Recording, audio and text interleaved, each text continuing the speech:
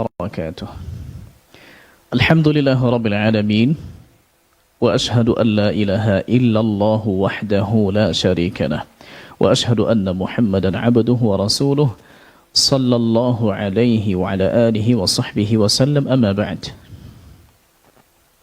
Kembali bersama silsilah halaqah berkenaan dengan ayat-ayat yang diduga bertentangan dari ayat-ayat Allah Subhanahu wa taala di Quran. Dan kita sudah tekankan di beberapa halaqah, bahkan di setiap halaqah, bahwa tidak ada satupun pertentangan di ayat-ayat Allah Subhanahu wa taala. Sebagian orang mungkin melihat zahirnya begitu, tapi yang salah bukan di ayatnya, tapi yang salah adalah di pemahaman kita. Belum sampai pemahaman kita ke level itu. Dan disebutkan oleh Al-Mutanabbi rahimahullahu ta'ala, beliau sampaikan, wa kam min aibin qawlan sahihan wa afatuhu minal fahmis saqimi. Betapa banyak orang yang mencela sebuah perkataan padahal dia benar. Penyakitnya sebetulnya adalah yaitu dari pemahaman yang saqim, pemahaman yang salah, pemahaman yang keliru, pemahaman yang sakit. Dan juga disebutkan di syair lain, وَمَنْ كَانَ ذَا فَهْمٍ بَلِيدٍ وَعَقْلُهُ بِهِ عِلَّةٌ عَابَ الْكَلَامَ الْمُنَقَّحَ. Siapa yang dia memiliki pemahaman balid, yang tumpu susah untuk dibenarkan, ya, وَعَقْلُهُ بِعِلَّةٍ, sementara di akalnya itu ada penyakit, ada yang tidak beres, عَابَ الْكَلَامَ الْمُنَقَّحَ, maka dia akan tetap mencela itu ucapan-ucapan, padahal ucapan itu Masya Allah bersih, murni, tak ada celaan sedikit pun. Berarti kembali kepada pemahaman sebagian kita yang perlu untuk diperbaiki. Kita lihat insyaAllah ta'ala jemaah yang Allah muliakan, di antara ayat-ayat yang mungkin diduga, ayat-ayat yang mungkin diduga bertentangan padahal dia tidak demikian. Kita lihat insyaAllah ta'ala di antaranya apa yang Allah sebutkan, yaitu di surat Taha halaman 312 ayat yang ke-5. Halaman 312, Ar-Rahmanu 'alal 'arsy istawa, yaitu Tuhan yang Maha Pemurah yang bersemayam di atas arasy, atau kita artikan saja yang istiwa di atas arasy. Kita lihat contohnya ada ayat lain yang semakna dengan itu, yaitu di ayat di halaman 157 surat Al-A'raf ayat 54. Firman Allah Subhanahu wa taala, inna rabbakumullahu alladhi khalaqas samawati wal arda fi 6 ayyamin thumma istawa 'alal 'arsy. Sesungguhnya Tuhan kamu ialah Allah yang telah menciptakan langit dan bumi dalam 6 masa. Lalu dia bersemayam di atas arasy. Sama dengan tadi, Ar-Rahmanu 'alal 'arsy istawa. Nah, dengan ayat apa yang mungkin diduga bertentangan? Kita lihat di halaman 538. Yaitu di surat Al-Hadid. Firman Allah Subhanahu wa ta'ala, huwallazi khalaqas samawati wal arda fi 6 ayyamin thumma istawa 'alal 'arsy ya'lamu ma yaliju fil ardi wa ma yakhruju minha wa ma yanzilu minas samai wa ma ya'ruju fiha. Kita fokus ke pembahasan wa huwa ma'akum aynama kuntum. Wa huwa ma'akum aynama kuntum. Dan dia bersama kamu di mana saja kamu berada. Wallahu bima ta'maluna basir. Dan Allah Maha melihat apa saja yang kamu kerjakan. Apa saja yang kamu kerjakan. Okey. Di sini ada ayat wa huwa ma'akum aina ma kuntum. Dan Allah bersama kalian dimanapun kalian berada. Sementara tadi disebutkan Allah di arasy. Allah di langit di ayat amintum man fis sama. Allah di langit. Loh, kok sekarang Allah bersama kalian dimanapun kalian berada. Nah, kalian ni kan banyak. Kalian di Mekah, kalian di Madinah, kalian di Indonesia, kalian siapa saja. Ya, kalian. Berarti zahirnya terpahami oleh sebagian pemahaman yang keliru bahwa di sini Allah di mana-mana. Allah di mana-mana. Nah, Allah di mana-mana ni perkataan siapa ini? Betulkah Yang demikian kita kupas insya-Allah taala. Yuk kita lihat. Baik, ada juga di halaman 96 di surat An-Nisa, mirip juga dengan yang tadi. Ya, seperti mendukung pemahaman itu.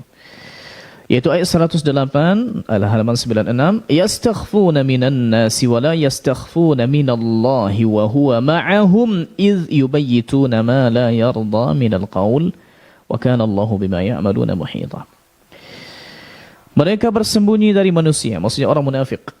Bersembunyi dari manusia, orang beriman. Tetapi mereka tidak bersembunyi dari Allah. Tak mungkin mereka bisa bersembunyi dari Allah subhanahu wa ta'ala. Padahal Allah beserta mereka. Wa huwa ma'ahum. Padahal Allah beserta mereka. Ketika pada suatu malam mereka menetapkan keputusan rahasia yang Allah tidak ridai. Allah bersama mereka, yaitu ketika mereka di suatu malam. Apakah di sini dimaksudkan bahwa wahwa ma'ahum di sini berarti Allah bersama mereka di satu tempat, sama tempatnya menyertai mereka atau bagaimana? Baik. Apalagi ada juga pertanyaan yang muncul di website Islam Soal Jawab, Islam Qa. Sebuah pertanyaan yang dilayangkan oleh penanya, dia mengatakan begini, jaa fi tafsir Abi Hayyan fi qawlihi ta'ala wa huwa ma'akum hadhihi wa hadhi ayatun ajma'atil ummatu ala hadha ta'wil fiha. Wa huwa ma'akum, dan dia bersama kalian, ya, dimanapun kalian berada. Ayat ini sepakat para ulama untuk mentakwilnya. Wa annaha la tuhmalu ala zahiriha minal ma'iyyah bizzat. Dan ayat ini tidak dibawa ke makna zahirnya, yaitu sama zatnya. Berarti dinukil ijma' oleh Abu Hayyan. Tinggal lagi sedikit PR nanti insyaAllah ta'ala kita selesaikan dari perkataan Abu Hayyan ini. Apa kata beliau? Wa huwa hujjatun ala man mana'at ta'wil fi ghairiha. Dan ini merupakan dalil kuat untuk atau terhadap orang yang mengatakan tak boleh ditakwil, tak boleh ditakwil. Nah sekarang ini kan ditakwil. Okey. Ini bagaimana cara kita menyelesaikan masalah ini? Baik. Kita lihat jamaah yang Allah muliakan riwayat-riwayat dari para generasi salaf kita tentang masalah ini. Bagaimana mereka memahami? Maka ini pentingnya kita tatkala baca ayat, tatkala baca hadis, kita ikut pemahaman siapa? Pemahaman si A, si B. Kita ikut pemahaman generasi salaf dari para tabi'in, dari para sahabat yang mendahului tabi'in, ya. Dan tentu pemahaman Nabi kita sallallahu alaihi wasallam. Sekarang kita lihat bagaimana mereka memahami. Disebutkan oleh Imam Ibnu Abi Hatim dalam tafsir ayat tadi, wa huwa ma'akum aynama kuntum, dengan sanad yang sampai kepada Abdullah bin Abbas radhiyallahu anhuma. Ya. Syekhul mufassirin kullihim. Ibnu Abbas radhiyallahu anhuma. Wa huwa ma'akum aynama kuntum, qala, kata beliau, alimun bikum aynama kuntum. Alimun bikum. Allah Maha mengetahui kalian dimanapun kalian berada. Berarti di sini dimunculkan kalimat alim. Allah dengan ilmunya mengetahui kalian bersama kalian dimanapun kalian berada. Siapa lagi dari generasi salaf kita ambil ilmunya? Yuk kita ambil dari Sufyan Ats-Tsauri rahimahullahu taala wa radhiya anhu. Disebutkan oleh Imam Al-Baihaqi dalam kitab Al-Asma' wa Sifat. Bahwasanya Sufyan Ats-Tsauri tatkala ditanya tentang ayat ini, wa huwa ma'akum aynama kuntum, maknanya apa? Qala ilmuhu. Ilmunya. Nih. Kemudian boleh jadi, nah ini kan berarti termasuk Sufyan Ats-Tsauri pun mentawil, maksudnya tidak memahami ayat itu berdasarkan zahirnya. Berarti kan benar takwil. Oh tunggu dulu, jangan tergesa-gesa. Tunggu dulu. Coba kita lihat apa tanggapan dari Imam Al-Alusi rahimahullahu ta'ala. Apa sih tanggapan beliau tentang masalah apa yang tadi disampaikan oleh Imam Abu Hayyan. Bahwasanya ini perlu ditakwil, dalil takwil, dan sepakat ulama kalau ini ditakwil. Baik. Disebutkan oleh beliau setelah menukil kalam dari Abu Hayyan di tafsirnya. Lalu beliau sebutkan begini, wa anta ta'lam anna al-aslama tarku at-ta'wil fa innahu qaulun 'ala Allah ta'ala min ghairi ilmin. Engkau sudah mengetahui, hai pembaca, bahawa yang lebih selamat adalah tarkut ta'wil, tidak mentakwilkan, tidak membawakan makna ini ke makna lain yang tidak dijelaskan dalam Quran atau Sunnah. Fa innahu qaulun 'ala Allah min ghairi ilmin, karena yang begitu adalah mengada-ada terhadap Allah Subhanahu wa taala tanpa ilmu. Ini penting. Apa kata beliau seterusnya? Wala nu'awwilu illa ma awwalahu salaf. وَنَتَّبِعُهُمْ فِي مَا كَانُوا عَلَيْهِ فَإِنْ أَوَّلُوا أَوَّلْنَا وَإِنْ فَوَّضُوا فَوَّضْنَا وَلَا نَأْخُذُ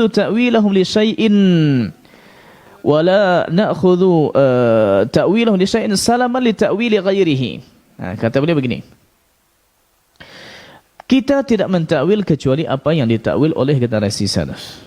Generasi salaf kalau 3 kurun termasuk Sufyan ibn Thawri di situ. Ya. Kita tidak akan mentakwil kecuali apa yang ditakwilkan oleh generasi salaf. Wa nattabi'uhum, dan kita ikuti fi ma kanu alaihi. Kita ikuti ya apa yang mereka pilih itu. Apa yang mereka fahami. Fa in awwalu awwalna. Kalau mereka takwil ya kita takwil. Wa in fawwadu fawwadna. Kalau mereka mentafwid, menyerahkan maknanya kepada Allah Taala, Allahu a'lam maknanya begini, kita begitukan juga kalau memang mereka begitu. Okey. Nah, sekarang didapati bahwasanya Sufyan Ats-Tsauri juga Abdullah bin Abbas radhiyallahu anhuma yang jauh sebelum Sufyan Ats-Tsauri, maka beliau mengatakan ilmuhu. Ya sudah, berarti kita bilang ilmunya begitu, kita takwil, kalaupun akan kita takwil atau kita pahami ya berdasarkan takwil atau tafsir dari beliau ini. Tafsir dari beliau ini. Jadi bukan takwil-takwil lain yang kemudian nanti menafikan sifat. Oh, jangan. Baik. Sebagian berdalil dengan takwil ini yaitu hadis di Sahih Muslim, wahai hambaku, aku sakit, tapi kenapa engkau tidak menjengukku? Ya Rabb, bagaimana engkau ini sakit? Sementara engkau Rabbul Alamin, mana mungkin Tuhan sakit? Lalu sebutkan, maridha abdi, ada hambaku yang sakit, tapi engkau tidak mengunjunginya. Andai engkau mengunjunginya, menjenguknya, lawajadtani indah, maka engkau akan mendapatkan aku di sana. Sama seperti tadi. Allah Subhanahu wa taala dalam hadis ini sahih mentakwil yang tadi, hambaku sakit, aku sakit, lalu makna hambaku sakit. Ya sudah, kita pahami begitu. Ya, kita pahami karena ada takwilnya. Tapi selain daripada itu tidak bisa kita akan lebarkan robek dari takwil ini. Ya sudah, semuanya ditakwilnya. Mana mungkin begitu jadinya. Ini luar biasa perkataan beliau. Wala nu'awwilu illa ma awwalahu salaf wa nattabi'uhum fi ma kanu alaihi fa in awwalu awwalna wa in fawadu fawadna. Baik. Kita lihat apa pula keterangan lebih dalam masalah ini. Jadi apakah Allah di mana-mana dan segala macam. Subhanallah, ternyata perkataan Allah di mana-mana dan ini subhanallah itu ternyata perkataan orang-orang Jahmiyah, orang-orang yang ahlul bid'ah. Ya, mereka mengatakan ya Allah di mana-mana. Kita lihat insyaallah taala ya. Disebutkan oleh Imam Ad-Darimi rahimahullahu taala, قد اتفقت الكلمة من المسلمين والكافرين أن الله في السماء. Sudah tetap kesimpulan dari kaum muslimin bahkan al-kafirin pun bahwasanya Allah Subhanahu wa taala itu di langit. Wa hadduhu bidzalika illa al-Marisi ad-dal wa ashabahu. Dan mereka sudah membatasinya demikian pemahaman yang tadi Allah Subhanahu wa taala di langit sudah begitu, kecuali yang menolaknya itu adalah yaitu Al-Marisi yang sesat dan pengikut-pengikutnya. Hatta as-subyan alladziina lam yablughul hinsa qad arafuhu bidzalika. Bahkan anak-anak yang belum baligh pun sudah tahu kalau Allah Subhanahu wa taala itu di langit. Idza hazaba as-sabiyya syai'un yarfa'u yadayhi ila rabbih yad'uhu fis sama'. Kalau anak-anak kecil contohnya ada masalah, dia angkat tangan macam ini di atasnya. Duna ma siwah, tidak ada yang ke bawah. Fakullu ahadin billahi wa bimakanihi a'lamu minal jahmiyah. Setiap orang billahi wa bimakanihi, dengan Allah dan dengan tempatnya itu lebih tahu lagi daripada Jahmiyah. Kenapa Jahmiyah begitu? Ya karena dia bilang Allah di mana-mana. Ya, Allah di mana-mana, ya. Disebutkan ya di antara kalam para ulama yang menunjukkan hal ini adalah ya. Kita lihat insyaallah taala apa kata Ibnu Abdul Bar fihi dalilun ala anna Allah azza wa jalla fis sama' 'ala al-'arsy min fawqi sab'i samawat. Di ayat yang Ar-Rahmanu 'ala al-'arsy istawa, di ayat itu terdapat dalil bahwasanya Allah Subhanahu wa taala itu di langit, di arsy, di atas langit yang 7, kama qalatil jamaah, sebagaimana apa yang disampaikan oleh jamaah. Ya, jamaah di sini maksudnya sebagaimana disampaikan oleh Ahlussunnah wal Jamaah. Wa huwa min hujjatihim 'ala al-Mu'tazilah wal Jahmiyah fi qaulihim. Dan itu merupakan dalil kuat untuk membantah Mu'tazilah dan Jahmiyah yang mengatakan innallaha azza wa jalla fi kulli makan wa laysa 'alal arsy. Mereka mengatakan Mu'tazilah, Ahlul Bid'ah, Jahmiyah, pengikut Jahmi bin Safwan mengatakan Allah berada di setiap tempat, di mana-mana, di setiap tempat. Nah, ini sayang diikuti oleh sebagian kaum sufi yang ekstrim, yang mengikuti Allah di mana-mana. Wa huwa ma'akum aina ma kuntum. Bahkan saya pribadi pernah bertemu dengan orang yang meyakini ini, wal iyazbillah. Ini tentu tidak masuk. Kita bacakan insyaallah taala beberapa data-data, dan data-data ini insyaallah taala diharapkan bisa untuk menguatkan kita. Qala Imam As-Sam'ani rahimahullah taala, ahlus sunnah,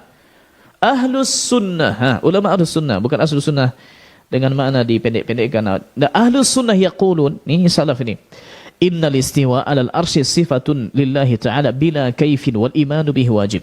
Sesungguhnya istiwa di arsy itu adalah sifat Allah Subhanahu wa taala bila kaif, tidak perlu kita bayang-bayangkan kaifiatnya.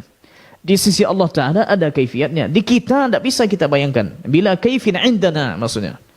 Wal imanu bihi wajib, mengimaninya adalah wajib. Wa kadzalika yuhka an Malik bin Anas wa ghairihi minas salaf. Begitulah dihikayatkan dari Malik bin Anas dan selain beliau dari generasi salaf. Bagaimana? Al imanu bihi wajib was su'alu anhu bid'ah. Bertanya tentang istiwa itu bagaimana dan segala macam, dipikir-fikir, ditakwil, diakal-akali, itu bid'ah.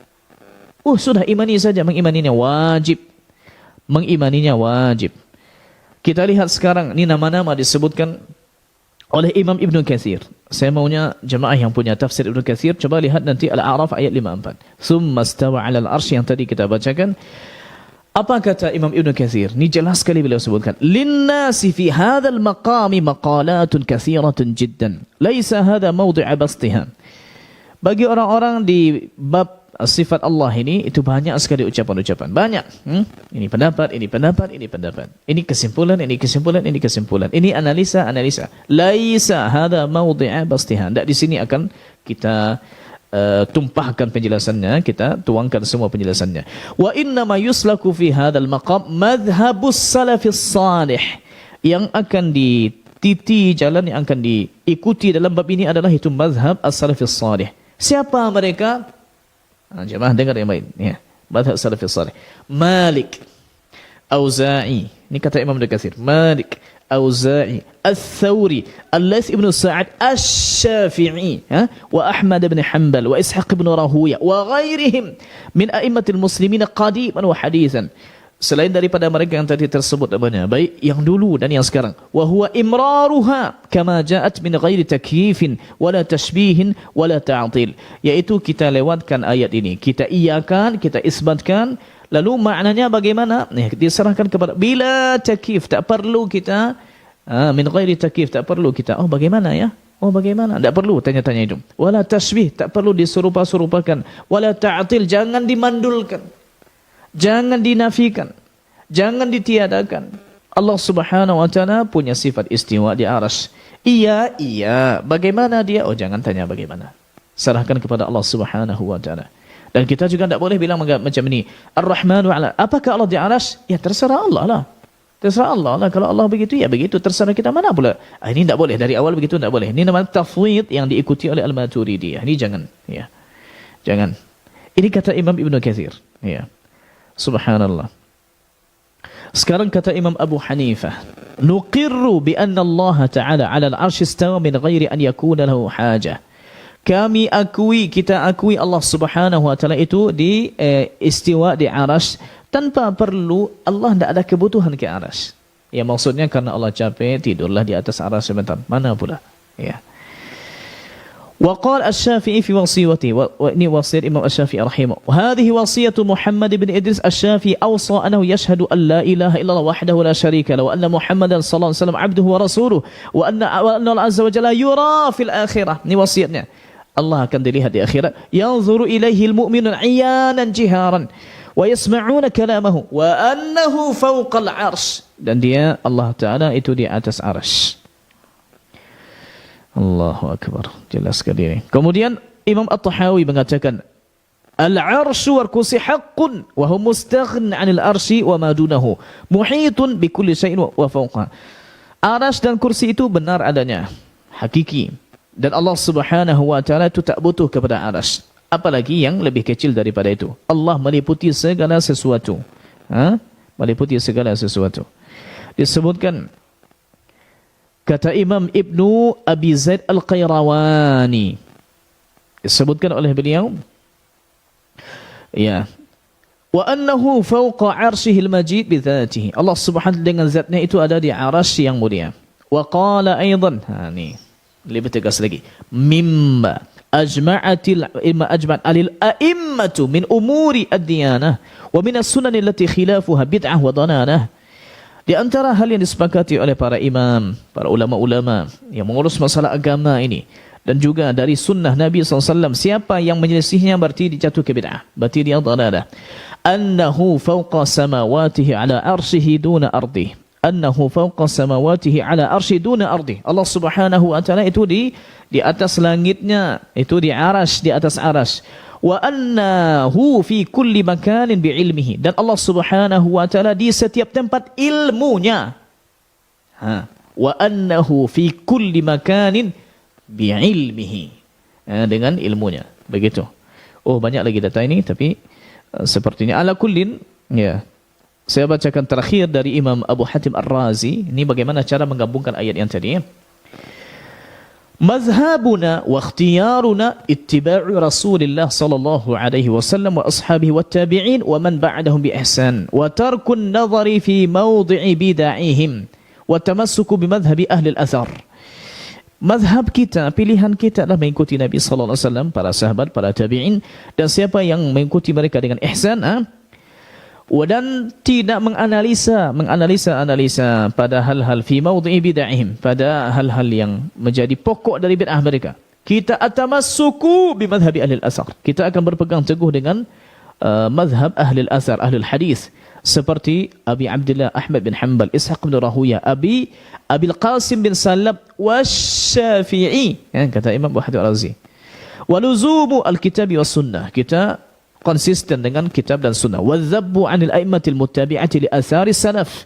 Dan begitu juga kita akan membela, yaitu para imam-imam kita, ulama-ulama kita yang mengikuti asar-asar dari generasi-generasi salaf. Nah. Taib, wa ikhtiyaru makhtarahu ahlus sunnati minal a'immati fil amsar. Dan ini juga kita akan pilih apa yang dipilih oleh ulama ahlus sunnah di kota-kota. Siapa mereka? Malik bin Anas di Madinah, Al-Auza'i di Syam, Walith bin Sa'd di Masr, Sufyan Thawri wa Muhammad bin Zaid bil Iraq. Di ulama, annallah, kesimpulannya, annallaha ala arsyihi. Allah Ta'ala itu di arasnya. Ba'in min khalqihi. Ba'inun min khalqihi. Allah terpisah dari makhluknya, bukan diliputi macam Allah diselubungi, ditutupi. Laisa kamitslihi syai'un wa huwas samiul basir. Asy-Syura 11. Kita rasa cukup ini insyaAllah ta'ala untuk meyakinkan kita bahawa yang dimaksud dengan ayat tadi adalah wa huwa ma'akum aina ma kuntum bi'ilmihi. Tapi Allah Subhanahu wa ta'ala zatnya itu zatnya Allah Subhanahu wa ta'ala di langit sana. Tapi tidak usah kita bilang di langit itu maknanya menyentuh langit dan segala macam. Jangan. Kita lihat insyaAllah ta'ala ayat-ayat yang selanjutnya yang diduga bertentangan, yaitu ayat di halaman 35, ayat 221, halaman 35. Disebutkan wala tankihul musyrikati hatta yu'min wala amatun mu'minatul khairum min musyrikatin walau a'jabatkum. ولا تنكحوا المشركين حتى يؤمنوا ولعبد مؤمن خير من مشرك ولو أعجبكم أولئك يدعون إلى النار والله يدعو إلى الجنة والمغفرة بإذنه ويبين آياته للناس لعلهم la'allahum yatadhakkarun. Dan janganlah kamu menikahi wanita-wanita musyrik sebelum mereka beriman. Sesungguhnya hamba sahaya wanita budak, wanita yang beriman, lebih baik dari wanita musyrik walaupun dia menarik hatimu. Kaya, cantik, bangsawan tapi musyrik. Oh jangan. Dan janganlah kamu menikahkan sebagai wali-wali. Wahai para wali, jangan kalian kamu menikahkan orang-orang musyrik dengan wanita-wanita mukmin sebelum mereka beriman. Sesungguhnya hamba sahaya laki-laki, budak laki-laki yang mukmin beriman lebih baik daripada musyrik walau dia menarik hatimu. Gagah, kaya, ganteng, bangsawan, gaji banyak. Oh tunggu dulu, kalau agamanya jangan. Kita lihat ayat di halaman 107. Surat Al-Ma'idah. Halaman 107 Surat Al-Ma'idah. Ya. Dikhawatirkan sebagian orang salah faham. Maka kita munculkan ini ayat-ayat yang diduga bertentangan. Ayat yang kelima. Ya. Al-yawma uhilla lakumut tayyibat wa ta'amul ladhina utul kitaba hillul lakum wa ta'amukum hillul lahum wal muhsanatu minal mu'minat wal muhsanatu minal ladhina utul kitaba min qablikum idza ataytumuhunna ujurahunna muhsinina ghayra musafihin wala muttakhidhi akhdan. Disebutkan pada hari ini dihalalkan bagimu yang baik-baik. Makanan sembelihan orang-orang yang diberi Alkitab, Yahudi Nasrani, itu halal bagimu. Dan makanan kamu halal pula bagi mereka. Dan dihalalkan menikahi wanita-wanita yang menjaga kehormatan di antara wanita-wanita yang beriman dan wanita-wanita yang menjaga kehormatan dari orang-orang yang diberi kitab sebelum kamu. Seperti menikahi Yahudi Nasrani atau Kristen lah bahasa kitanya ya. Ini di ayat ini dihalalkan. Ya, laki-laki menikahi wanita yang di sana. Itu bagaimana cara kita keluar dari masalah ini? Tadi dibilang dilarang. Ya. Kalau orang bilang contohnya kan yang dilarang itu orang musyrik. Pertanyaannya apakah orang Yahudi Nasrani tidak musyrik? Coba kita lihat di ayat. Ayat 191. Afwan, halaman 191. Ayat 30 surat At-Taubah. وقالت اليهود عزير ابن الله وقالت النصارى المسيح ابن الله. Orang-orang Yahudi berkata Uzair itu putra Allah. Orang-orang Nasrani berkata Al-Masih itu putra Allah. Demikian itulah ucapan mereka dengan mulut mereka. Mereka meniru perkataan orang-orang kafir yang terdahulu. Dilaknati Allah. Dilaknati Allah lah mereka. Bagaimana mereka saling berpaling? Lalu disebutkan di ayat 31, ittakhadu ahbarahum. Mereka menjadikan orang-orang alimnya dan harib sebagai Tuhan selain Allah. Bagaimana tak syirik ni? Dan juga mereka mempertuhankan Al-Masih putra Maryam. Bagaimana tak syirik ni? Ya. Padahal mereka tidak diperintahkan kecuali untuk menyembah Tuhan yang Maha Esa. Tidak ada Tuhan yang berhak disembah selain Dia. Maha suci Allah dari apa yang mereka persekutukan. Ini di ayat ini di Quran kita. Ini saya baca saja. Ya. Kemudian ayat 32 di halaman setelahnya, di halaman 192 yang setelahnya berarti ya, disebutkan di ayat ke-33. Ini bukti kalau mereka ni musyrikun ya. Dalam agama kita, terserah nanti orang bahasakan bagaimana. Tapi dalam agama kita saya bacakan ayat 33 surah At-Taubah. Huwallazi arsala rasulahu bil huda wa dinil haqqi liyudhhirahu 'ala ad-din kulli walau karihal musyrikun. Walau karihal musyrikun. Setelah berbicara Yahudi Nasrani, walau karihal kafirun ayat 32, walau karihal musyrikun di ayat 33. Berarti mereka musyrik juga. Ya, mereka musyrik juga. Ya. Kata Syekh Ibn Baz rahimahullahu taala, kata Syekh Ibn Baz, ya, disebutkan wal aqrab anna ahlul kitab dakhiluna fil musyrikin wal musyrikan 'inda al-itlaq rijalihim wa nisaihim. Disebutkan bahwasanya ahlul kitab itu juga masuk dalam kategori musyrikin dan musyrikat ya, ketika bahasa umum mereka syirik juga ya. Baik lelaki mereka atau juga wanita mereka ya. Coba kita buka ayat lain, ayat 100 halaman 120 Al-Maidah 72. Laqad kafara alladhina qalu innallaha huwa al-masih ibn maryam wa qala al-masih ya bani israila a'budu allaha rabbi wa rabbakum Innahu man yushrik billahi faqad harrama Allahu alaihi al-jannata wa ma'wahu an-nar wa ma lidh-dhalimin min ansar. Sesungguhnya telah kafirlah orang-orang yang berkata, sesungguhnya Allah ialah Al-Masih putra Maryam. Padahal Al-Masih sendiri berkata, hai Bani Israel, sembahlah Allah Tuhanku dan Tuhanmu. Sesungguhnya orang yang mempersekutukan sesuatu dengan Allah, maka pasti Allah haramkan kepadanya syurga. Innahu man yushrik billah. Awalnya berbicara tentang siapa yang mengatakan Masih itu adalah Tuhan. Lalu sesungguhnya yang berbuat syirik, berarti syirik. Okey, bagaimana cara kita keluar dari pemahaman yang diduga keliru, maksudnya pertentangan ayat-ayat ini, pemahaman keliru ini? Secara umum semua kaum musyrikin tidak boleh dinikahi. Islam dia tidak boleh, kecuali ini istithna, kecuali wanita yang masih beriman dengan Injil dan wanita masih beriman dengan Taurat, Yahudiyah atau Nasraniyah.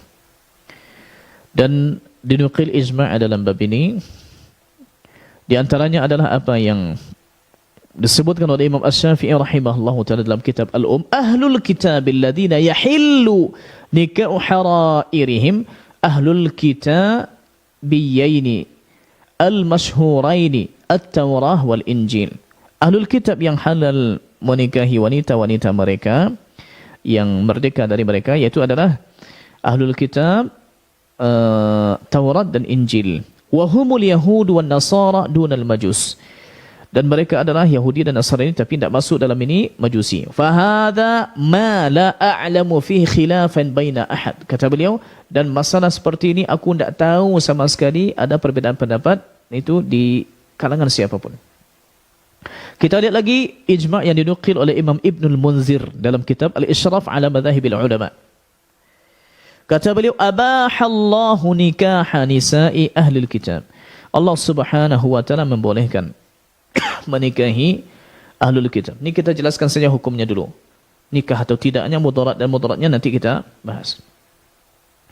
Lalu Allah Subhanahu wa taala berfirman, lalu disebutkan ayat tadi, kata beliau setelahnya, wala yasihhu an ahadin minal awail annahu harrama dzalika, dan tidak sahih dari satu pun ulama sebelumnya ya yang mengharamkan itu. Ya, karena dia dibolehkan oleh ayat, bagaimana mungkin ulama mengharamkannya? Kata Imam Ibn Rushd dalam kitab Bidayatul Mujtahid jilid 3 halaman 67, ittafaqu ala annahu yajuzu an yankihal kitabiyata al-hurrata. Sepakat para ulama yang boleh untuk menikahi wanita yang merdeka dari ahlul kitab, Yahudi dan Nasrani. Imam Ibn Abdul Bar dalam kitab Istizkar jilid 5 halaman 496, la a'lamu khilafan fi nikahil kitabiyat al-harair ba'da ma dzakarna. Aku tak tahu ada perbedaan pendapat akan bolehnya menikahi wanita kitabiyat yang merdeka setelah kita sebutkan. Ya. Baik. Idza lam takun min nisa'i ahlul harb, selagi wanita itu tidak termasuk dalam wanita ahlul harbi. Ahlul harbi ini yang memang memerangi kita tidak boleh. Baik. Ada lagi asar dari Umar bin Khattab radhiyallahu anhu, al-muslim, kata beliau ni, al-muslimu yatazawwaju an-nasraniyah. Seorang muslim boleh menikahi wanita Nasrani. Wala yatazawwaju an-nasraniyul muslimata. Tapi lelaki Nasrani tak boleh menikahi wanita muslimah. Utsman bin Affan radhiyallahu anhu pernah menikah dengan ibnata al-Farafisah al-Kalabiyah. Pernah beliau menikah dengan salah satu wanita dari suku Kalabiyah, wa hiya Nasraniyah ala nisa'ihi thumma aslamat alaihi, kemudian masuk Islam setelahnya. Wah, ini dia tujuannya sebetulnya. Tatkala menikahi wanita kitabiyah, lalu kita bawa dia ke Islam. Taib, tak boleh kita macam ni. Tak boleh kita contohnya, oh aku nikah nanti tapi ya terserah, maksudnya terserah dia nanti, kalau maksudnya anak kita mau Kristen kan ya terserah ke bawah itu. Ini saya berbicara dalam agama kita. Kita berbicara agama Islam, ya, dalam hukum-hukum Islam begitu. Ya, tidak tahu kalau di agama lain tentu akan berbeda. Ya, samalah agama lain akan menganggap kita juga domba-domba tersesat. Ini kita sekarang berbicara ke kaum muslimin yang menduga ayat-ayat ini berbeda pendapat, maka ini yang kita sampaikan. Taib. Subhanallah, ternyata dia tidak begitu saja. Boleh tidak? Coba kita lihat. Fa'alam anna dhalika la yasihhu illa bi syartain. Tidak sah nikah dengan wanita kitabiyah kecuali dengan dua hal. Dua perkara, dua syarat. Satu, antakuna afifatan. Antakuna afifatan. Memang wanita Nasrani atau Yahudi ini memang mereka menjaga diri. Mohon maaf, bukan pezina. Ibaratnya masih perawan. Atau dia contohnya pernah menikah sebelumnya, tapi memang menikah dengan menikah resmi, bukan menikah zina atau menikah waliyazubillah selingkuh zina. La. Tapi dibilang sini di fatwa Islam wa huwa amrun mustab'adun jiddan. Susah kali ini mencarinya yang terjaga ini. Yang kedua, antakuna nasraniyatan fil waqi' bi khilafil mulhidah. Memang dia betul, dia seorang Nasrani kalau mak akan dinikahi, tapi bukan ateis, bukan orang yang tidak percaya. Ditambah tadi syarat tadi yaitu mereka yang tidak memerangi kita. Ya, mereka seperti sekarang Palestin menikahi contohnya wanita Yahudiah dari Israel tidak boleh. Kenapa? Karena mereka memerangi Palestin, tidak boleh. Ahlul harbi tidak boleh. Ya. Baik. Apakah pertanyaannya, apakah Yahudi dan Nasrani yang ada sekarang, ya Kristen dengan segala macamnya, apakah mereka ni sah dianggap kitabiah? Kalau dahulu di zaman Umar, okeylah. Kalau dulu di zaman Utsman, okeylah. Nah, mereka itu sekarang sah tak dianggap mereka kitabiah, wanita kitabiah yang boleh dinikahi? Pernah dimunculkan pertanyaan ini di Islam, di fatwa Islam Web, yaitu di tahun 2015, ya bulan Maret tanggal 2, atau di tahun 1436 Hijriah. Pertanyaan tafatwa nomor 287476.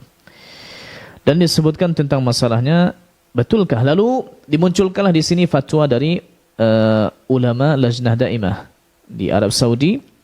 Soalnya begini, yaqulu ba'dun nas inna nasara al-mawjudin al-yawm kafaratun bidinihim wa bil injil alladhi baina aydihim wa anna aktsarahum hum alhad, qad alhad, maksudnya mereka kebanyakan itu adalah orang yang tidak mengakui adanya Tuhan, ateis, wa taraka dinahu, sudah meninggalkan agama, wa minhum man tamassaka bima yusamma bil kitab al muqaddas, dan mereka pun di antara mereka ada yang berpegang teguh kepada kitab muqaddas, alladhi huwa ibaratun an kitabin wada'ahu kibarul qasawisa, yang merupakan kitab kesimpulan yang disusun oleh para pendeta-pendeta mereka. Mana mungkin lagi yang seperti ini dianggap dia Yahudi Nasrani, Ahlul Kitab. Fa'ajabat, maka dijawab oleh Lajnah Daimah Arab Saudi, kana al-yahud wan nasara kafirina bikathir min usuli al-iman allati ja'at fi Taurah. Dulu memang mereka Yahudi dan Nasrani pun banyak juga mereka yang mengingkari usul-usul iman, ya, dasar-dasar keimanan, pokok-pokok keimanan di Taurah dan Injil. Contohnya begini, fa kana al-yahudu kafirina bi nubuwati ba'd al-anbiya.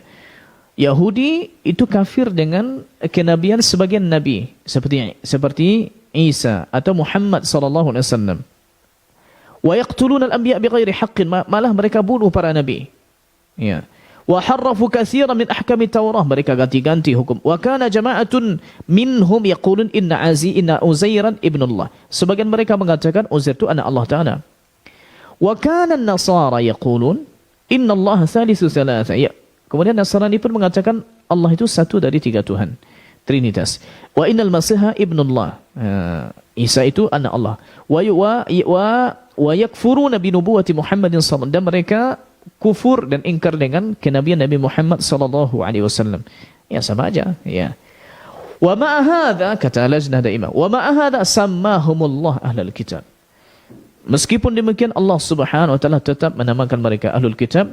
Wa ahalla dhabaihum, tetap dihalalkan sembelihan mereka, wa nikaha nisaihim al-muhsanat al-muslimin, dan tetap dihalalkan menikahi wanita-wanita mereka yang dapat menjaga diri, yang mereka menjaga diri bagi kaum muslimin.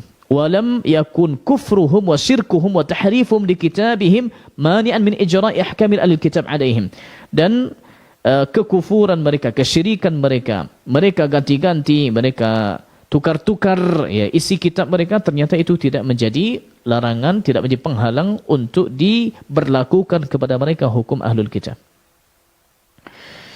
Otomatis dengan begitu, Syekh bin Baz juga pernah ditanya begitu. Dan beliau menjawab dengan jawaban yang sama. Nah, sekarang lagi ini, apa manfaatnya kita menikah dengan mereka? Di sekarang ini, di zaman real sekarang ini. Atau mudaratnya kita menikah dengan mereka? Apakah memang betul maksudnya manfaatnya lebih banyak atau bagaimana? Syekh Ibn Baz pernah ditanya, disebutkan, kata beliau begini, lakin fi hadzal 'asri yukhsha 'ala man tazawwajahunna syarrun katsir. Dikhawatirkan yang menikahi mereka nanti di zaman ini akan ditimpa oleh keburukan yang banyak. Wa dzalika li'annahunna qad yad'unahu ila dinihinna wa qad yusabbibu dzalika tanassur auladihi fal khataru kabir.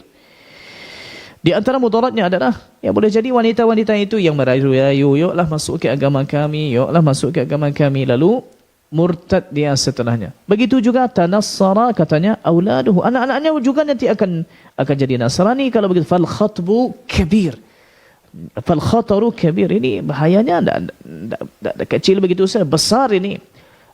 Apa kata beliau? Wal ahwatu lil mu'mini alla yatazawwajaha. Maka yang lebih utama adalah jangan menikah dengan mereka. Wa li annaha la tu'minu fi nafsiha fil ghalib min al-wuqu' fil fahisha.